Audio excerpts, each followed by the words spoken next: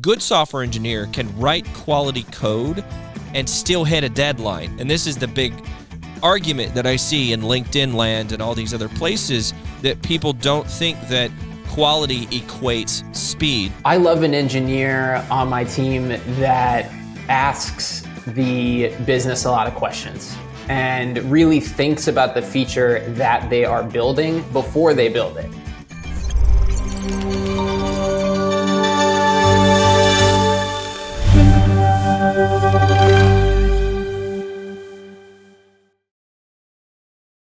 All right, welcome to Dev Better. Today, we are going to talk about why you should invest in software quality. I have with me Eric Wittenberg. Introduce yourself for everybody. Eric, say hi.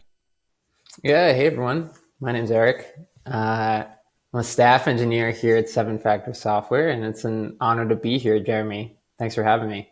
Awesome. Yeah, super excited to have you on the show. So the goal here is, first I want to talk about what is software quality. And software quality is a very esoteric kind of subjective conversation that a lot of people have had a lot of arguments about over the years. And what we want to discuss during this conversation is the focus on investing in software quality to the left of your quality gates. And we can discuss what that means. So let me kind of set the table first. In 2024, we have lots of different organizations that live inside your team. We have our software engineering pipeline. I like to think of this as the output comes from product and passes into your engineering team, and then the engineering team hands that asset off either through DevOps or some other mechanism to a production environment. There's also, inside your engineering team, there's various people that have sort of the title of QA on their rap sheet. And QA has changed over the years. It's been an interesting career for those of you who are QA people. I'm sure you're kind of nodding your heads along, in that we've gone from back in the day where we had the software development engineer in test. I had these people at Microsoft where I would write production code, and then the SDETs would come behind me and write unit tests and other types of automated tests for the code that I wrote. Then we had the test-driven development sort of approach and the boom of shifting quality away from this independent organization into the engineering team, which in turn also puts a longer implementation period on the assets that you're trying to get out into production, and has a lot of ramifications to deadlines and dates and things of this nature. So the shift of quality from an individual organization to a broader aspect that the entire organization adheres to is what I want to focus in on today. That being said, I want to talk about quality. Let's briefly touch on what's the definition of air quote quality, which is a very subjective term.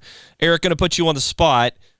To you, what defines quality software? Yeah, it's a great question. It is subjective.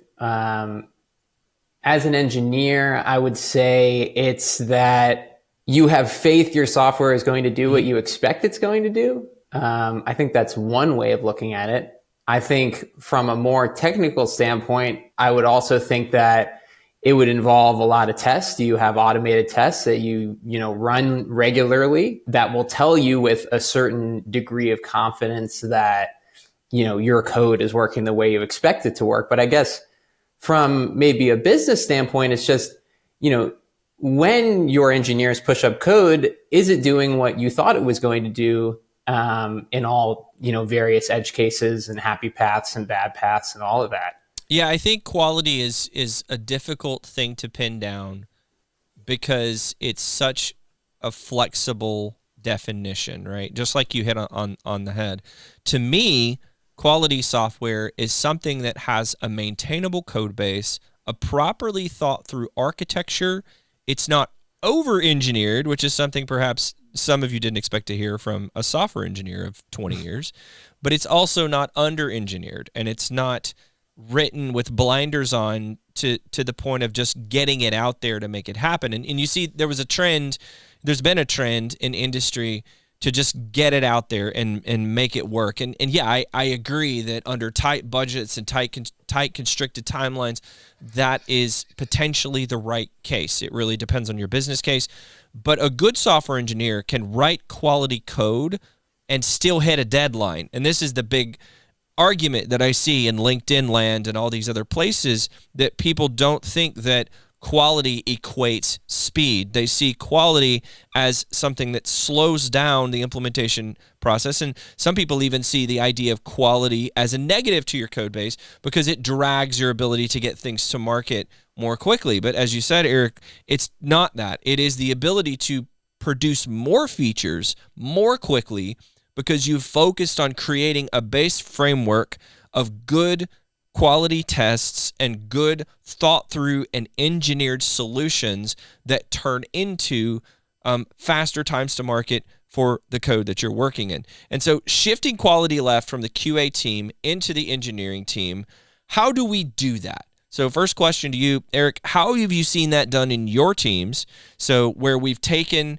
quality and we've started to build it into how we're first producing that asset as opposed to bolting it on later as an afterthought? I think the first thing is that you need to set expectations with the client that you're working with, whether that's, an external client, like in 7Factor's case, or it's, a product team in-house building, a very typical product type software. I think you need to set the expectation that, you care about quality, first of all, and that you're going to be baking that into the work that you're doing. I think that's a big thing, right? Like, I think there's this idea that you need to be very clear all the time with your product team, and there need to be separate tickets around something like tech debt, right?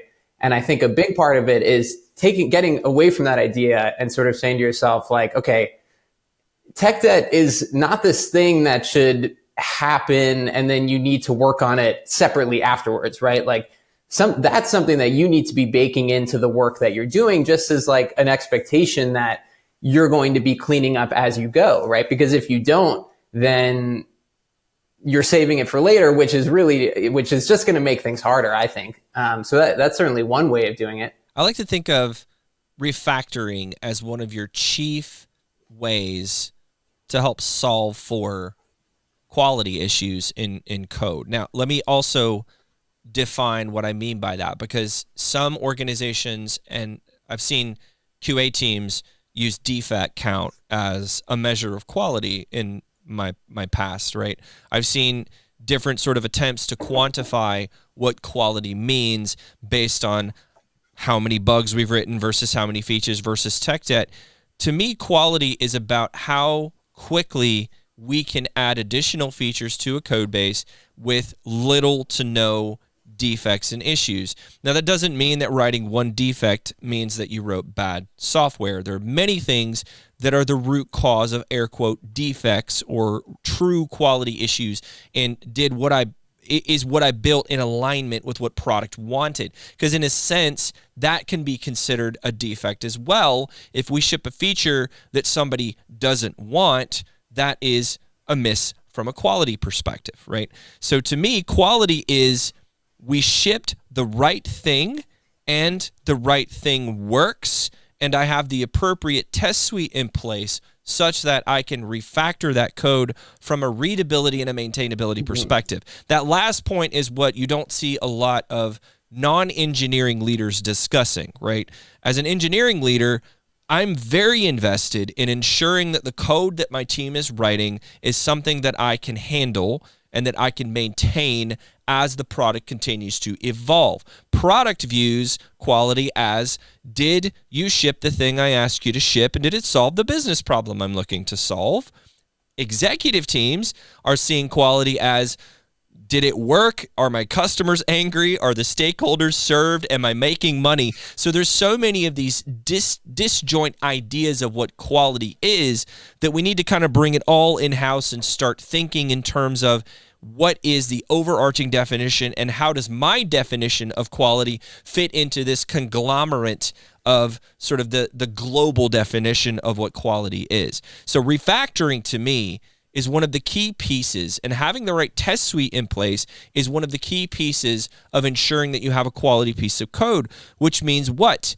we now need to focus on having engineering talent that are able to build tests that are in line with what our product team is looking to do. And whether you subscribe to test-driven development or not, you still need to write tests, right? So speaking of investing in quality, how do we spend money in the right way on our projects to make sure that we are producing quality software? Because obviously the economic game is I want to spend the least amount of money to get the most amount of value, right? That's a business, that's capitalism, it's the world we live in. So Eric, what do you think about this idea of quality and how we can invest in our teams, specifically when we're shifting it left into my engineering team?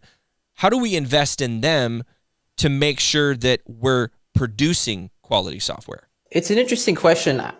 It's not always so simple, I don't think. I think a lot of the time when you think about an engineering team, I think there's this misconception that engineers sort of operate in a bubble and they kind of just, do whatever they're told, and it's all top down, and it doesn't really matter what the feature is. They're just going to write it and they're going to deliver it and no questions asked, right? And I think kind of counterintuitively, you want an engineering team that invests in quality, and in doing so is asking a lot of good questions of the product team, right? That's certainly part of it. They're saying like, I'm refactoring this, I'm writing these tests, and I'm realizing that it's not going to really work this way for X and X reason, right? And, that would be a really great thing to hear, right? As a product manager, you would want to hear something like that, rather than like, oh, I'm just going to blindly implement this with no tests.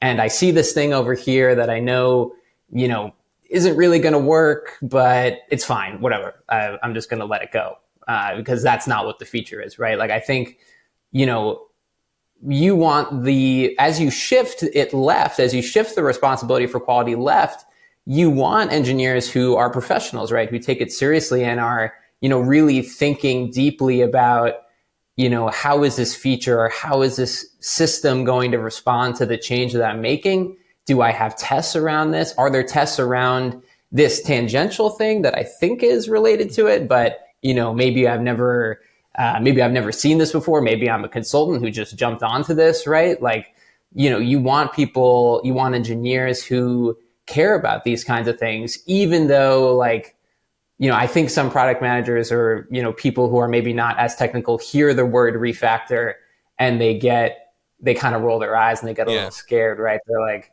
oh man, like this is going to be, this is another 3 days, right? Like they just think of it like that. But I think you should hear the word refactor and you should be like, oh wow, like I know that I've invested in a team that cares about what they are building. Especially if they're saying especially if they're new and they're saying this project needs a lot of work, right? Like this existing thing is a mess, or, I'm scared to touch this without writing tests, right? Like there are so many different indicators that the engineers on your team care about quality. And I think like a lot of it is coming to the business and saying like, for X and X reason, I need to do this, or I need to write these tests first before I can, keep going. An anti-pattern that I see in a lot of teams is when a developer does something like that, where they bring up an issue that is a severe limiter towards ensuring that what we're pushing to production is going to work. Is the product team's first reaction is, we'll write a tech debt ticket on that. And we all know that tech debt tickets are basically the place where it's a junk drawer where things that we know we need to do go to die, right? No one actually, and again, I'm sure there are organizations out there that are going to flame me in the comments and say, oh, we do this and that, and we have 20% of our average sprint is working on tech debt. Okay, cool. Those are really good things to do. Those are fantastic ideas. But why wouldn't you let that engineer clean that up in context and in situ of that particular feature if it made sense? If you're adding a day to your implementation time, right, is a day really that important such that you can't let a developer who already has their brain in that context and is already thinking of the problem that they're solving and already has their hands in the code, why wouldn't you let them just go ahead and take care of it, right? Because And again, this is within reason. And we talk about this on a few other episodes of Dev Better, where what's the difference between a refactor and a rewrite? From my perspective, the difference is refactors happen without changing your tests, where you can make small incremental changes to make a code base better or clean up an architectural pattern. You run your tests, you made no changes to the test, because what you're trying to do is ensure that the functionality that was tested is the functionality that's being deployed. Now, when you don't have a test suite, you are taking your parachute away and jumping out the plane when you do this, right? And that, or you're giving yourself like a little cupcake paper as a parachute, and the likelihood of you dying on that mission is extremely high. I've done this before. I've made changes to code without having tests, and it completely makes my life miserable when I break 15 things and have to start over. So this is why we talk about quality being an important thing to shift left, so that engineers are producing those parachutes for the next developer that walks in and sees something that needs to be changed. Again, going back to the Boy Scout rule, leave the campground cleaner than you found it. Focusing on ensuring that your quality bars are met at the very beginning of a feature will produce assets for you down the line and make your life a lot simpler, and make your engineers able to fearlessly make changes, which gets you a lift in productivity in general.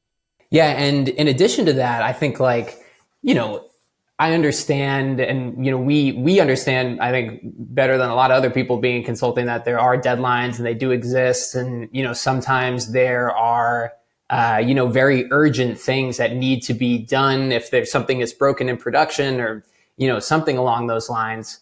And I think I'm not saying like blindly that there are situations where maybe you need to get a fix in very, very quickly. And maybe that is not the time to refactor something, right? And I totally acknowledge that, but I think it's like those what is it that when you download something from the internet and you have to say are you sure that you want to download this? Is that something you want to do? Right? It's something like that. And I think the onus is on the developer or the engineer to say to the product team, I know this is urgent, but are you sure you want to do it this way? Be for X and X reason, right? Maybe we don't have the tests around it. Maybe we're skipping some steps, and we want to make sure you understand that, right? And I think that is a key point also. But it's not just, there's give and take with this. It's not that there's always a situation. Yeah, for sure. And focusing on remaining calm in those situations, as an aside, is incredibly important. I've worked for a lot of companies, and I've certainly been in the war room where people, tension's high and frustrations are high, and the business is losing money, and we need to get this out now. And those are all extremely difficult positions to be in.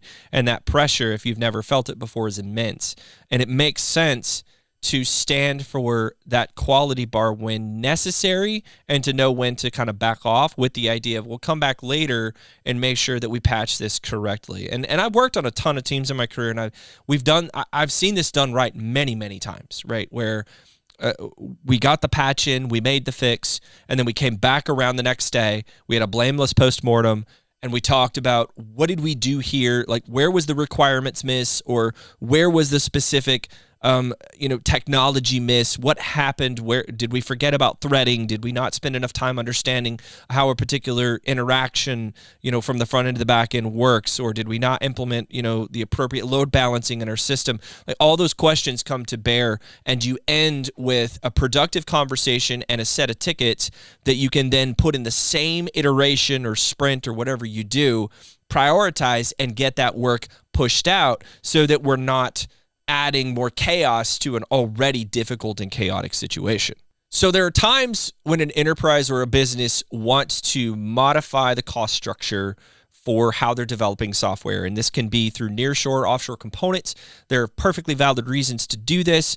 But what I've seen in my career is there's oftentimes a lack of accountability of keeping those types of operations at the same quality bar as what you're producing with your standard team. And again, this is not to the fault of nearshore or offshore. I'm not attacking the talent, because there's varying levels of talent no matter where you go.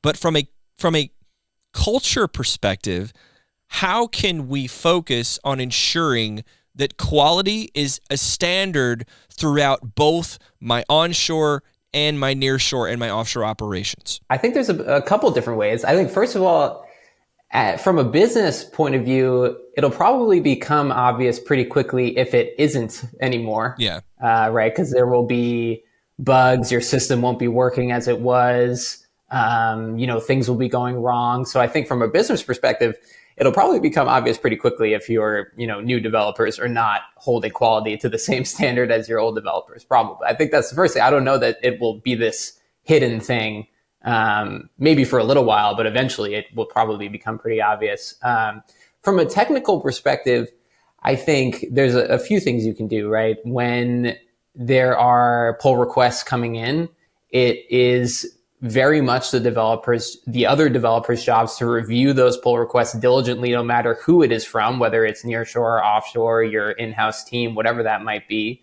Do your PRs have tests? Are the tests covering what the feature is actually doing? Is the code clean and readable? Is the PR, if the PR is so large that no one on the team can even understand it, then that's a problem in and of itself. And they should, maybe close it and make it smaller, right?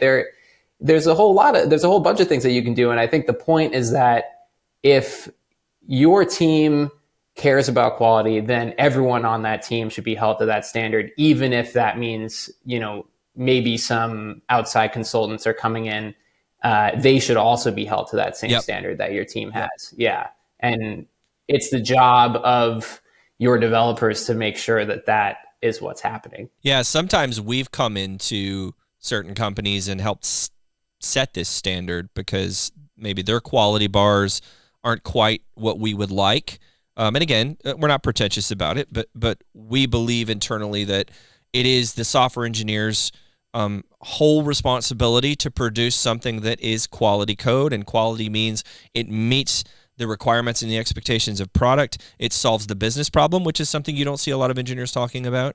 It has the appropriate functional tests in place, not just branch coverage. We're making sure that the code we're writing does, in fact, solve the problem that it's solving through testing, and we steward that all the way out into production by whatever deployment mechanisms that are necessary. So a quality feature to my team is something that is in production, not just something that's in a staging environment and sitting around and kind of wasting its life as the shelf life of that feature kind of gets lower and lower.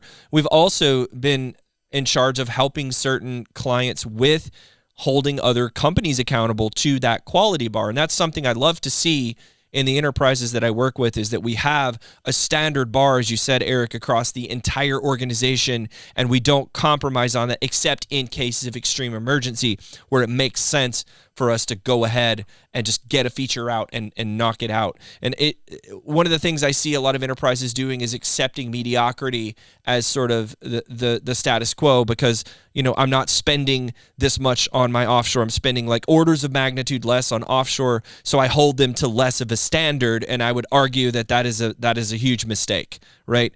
It doesn't matter where you get your talent. It doesn't matter if it's in Sao Paulo, Brazil, or if it's in Hyderabad, India, or if it's in wherever. You want to hold them to the same level of standards that the rest of the organization is held to, and you want to make sure they're following those particular ideologies. What I don't like to see in an enterprise is a mixture of methodologies. So say you have your engineering team and they're doing test-driven development, or they're owning quality, and that's your core team, wherever it may be. And then you have a different offshore team or nearshore team or wherever team that's doing work that's only aligned to support or the maintenance of a legacy system, and they have like a tiered approach where they have an engineering team and then a QA team and then something else and UAT testers and all this.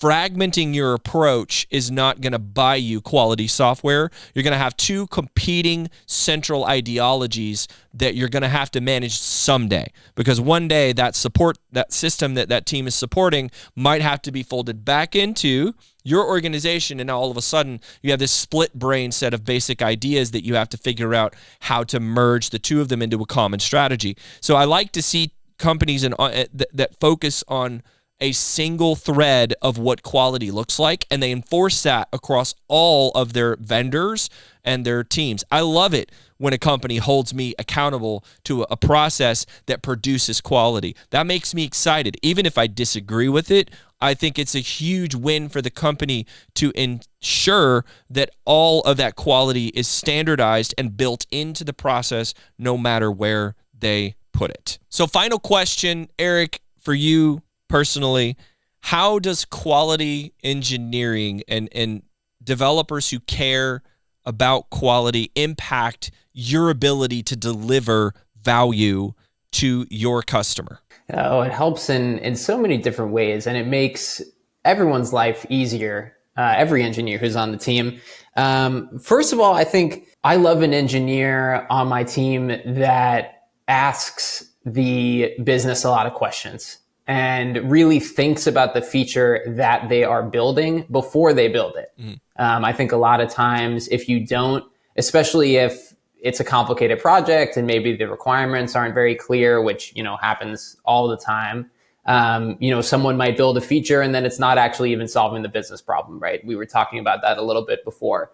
So that's one of them. It's, when you are working on a feature as an engineer and you care about quality, you are far more likely to ask and poke questions at a feature, right? That's I think maybe even like the number one thing. I don't know, like especially in a very complicated project with a lot of different requirements, right? Is the engineer on your team asking a lot of questions of the product people? Are they making sure the acceptance criteria in a ticket makes sense? And then when they finally are putting that pull request out, they feel a lot more confident that they're actually solving what the ticket is wanting them to solve. And then later, if you're another engineer, there's no backlog ticket that comes after that saying like, oh, we forgot this thing, or that could still happen, or, oh, this thing is broken or whatever, right? Like, so just that I think really helps. Also, another obvious one is that, if you're looking at the code later and you need to change it or maintain it or, add a feature on top of it even, it's just so much easier to do so, right? And that, cuts down on the time that you need to be working on something, right? That there are tests, you feel confident that the tests are doing what they're supposed to be doing and testing what they're supposed to be testing. And if you change it, it's far less likely downstream that you'll introduce errors yourself, right? And I feel like there are a lot of engineers who have probably said this, right? Where they're like, oh, I broke this, but I didn't write it. It wasn't me, right? Like, I feel like that's I've probably said that. I think everyone's probably said that, right? That they've broken something, but I didn't write it, so it wasn't me who broke it. But I think if you have a good team around you, you'll be saying that a lot less, and you'll be making sure that you'll know that if you're touching something that your team worked on, you can feel pretty confident that there's tests around it and that it's doing what it's supposed to be doing. Yeah, I think you touched on something that is a psychological portion of every team, and it's incredibly important, is being able to fearlessly make changes, right? Nobody wants to live a life of fear and danger. I don't know, maybe some people do, but I don't, for one. I want to walk into a team that cares. They own what they do.